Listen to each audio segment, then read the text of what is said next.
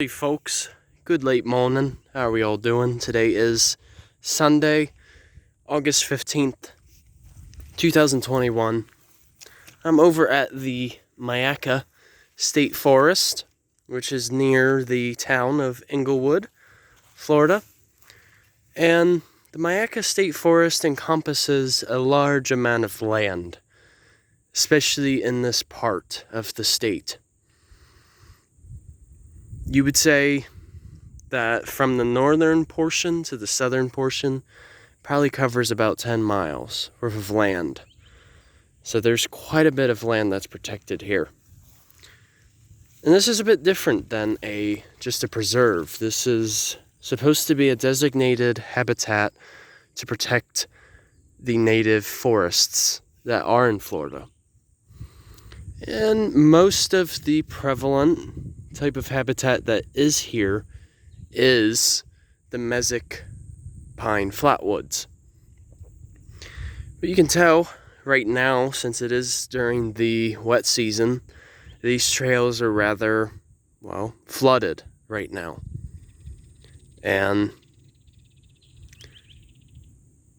you figure too, since there is a limited permeability, which basically refers to how much water gets into the soil, well, that permeability has now been exceeded. So as a result, since that limit has been reached, that's why you're seeing all of this water. Because for the moment, there isn't more water that can be absorbed by the soil. Think of it as like a sponge. Like a sponge can only take up so much water. Once it's fully saturated, the water will just simply flow over it. It won't be absorbed. Well, it's no different than with soil. But this place has quite a bit of history. So back during the earlier settling days, this was used as a site for extracting turpentine and resin from the slash pines in the area. And oftentimes a lot of people would go camping out here. So you could say this place has a historical significance.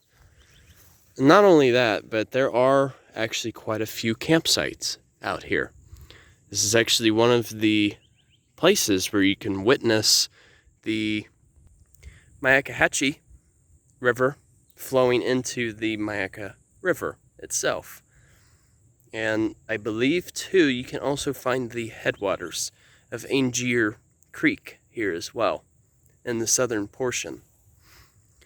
But for those of you who have followed my content for quite some time, I actually did a posting here back in December.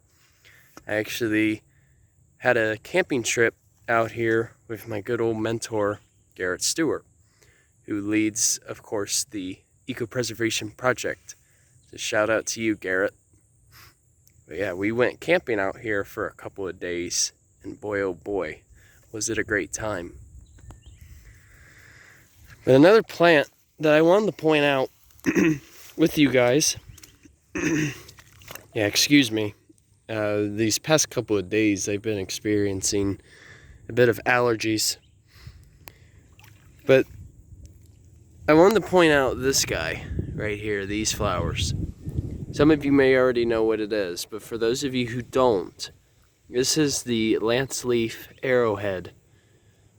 And you may be wondering, why do they call it that? Well, from what I've understood, the stem, if you look real careful, and then you go towards the tip, it kind of reminds you of looking at an arrowhead. That's how it really got its name. But these are also known by the name of duck potato. And why are they called that? Well, they're called duck potato because if you actually go into the roots, they produce tubers, which spread like rhizomes. And oftentimes, the tubers that are produced are actually edible. You can't eat them. And oftentimes that was an excellent food source for any fellow Native Americans from this area. So it is indeed edible. You can eat the roots from this plant. It is safe. Oftentimes they'll grow up to 3 feet tall. So like as a comparison, so like, okay, we got this one. And you see that it literally meets up to just about my waist. And I'm about 6 feet tall. Just as a reference for you guys. So they can indeed grow a bit taller. And oftentimes you'll find them in marshy like areas or very wet ditches as well. So they have to have a sustained source of water and plenty of it too.